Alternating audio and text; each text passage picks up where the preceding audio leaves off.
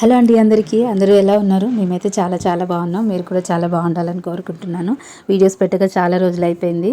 ఎందుకంటే కొంచెం బిజీగా ఉన్నాను. బిజీ అంటే ఏం లేదులేండి, నేను ఇంతకుముందు వీడియోస్లో చెప్పాను కదా, కేక్స్ చేయడం నేర్చుకుంటున్నాను హోమ్ బేకింగ్ చేయడానికి అని చెప్పి.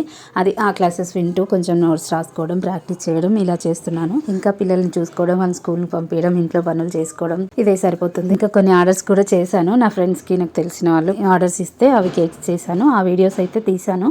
ఇప్పుడు ఈ వీడియోలో చూస్తున్న కేక్ తెలిసిన అక్క ఇచ్చింది. వాళ్ళ అల్లుడిది బర్త్డే ఉందని చెప్పి నార్మల్ కేక్ కావాలి అని చెప్పింది. సో దానికోసం నేను నార్మల్ కేక్ అయితే చేశాను. నార్మల్ కేక్ కోసం అయితే క్రీమ్ ని బటర్ తో రెడీ చేసుకోవాలి. విప్పింగ్ క్రీమ్ వాడకూడదు. ఇంకా ఈ కేక్ కి సోకింగ్ కూడా ఏముండదు. షుగర్ వాటర్ తో సోక్ చేయడం అట్లా ఏముండదు. డాల్డా తింటే మంచిది కాదు కదా పిల్లలకైనా పెద్దవాళ్ళకైనా.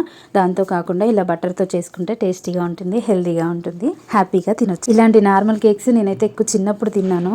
పిల్లల కోసం ఇంట్లోనే హెల్దీగా కేక్స్ చేద్దామని నేర్చుకున్నాను. కానీ ఇలా హోమ్ బేకింగ్ చేస్తాను, ఆర్డర్స్ తీసుకుంటానని అసలు ఎప్పుడు అనుకోలేదు నేను. ఎందుకో తెలియదు, కేక్స్ నేర్చుకుంటున్నప్పుడు అవి చేస్తున్నప్పుడు చాలా ఎక్సైటింగ్ గా, ఇంట్రెస్టింగ్ గా అనిపిస్తుంది నాకు.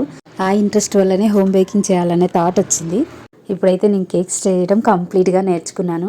ఈ వీడియో నచ్చితే ప్లీజ్ లైక్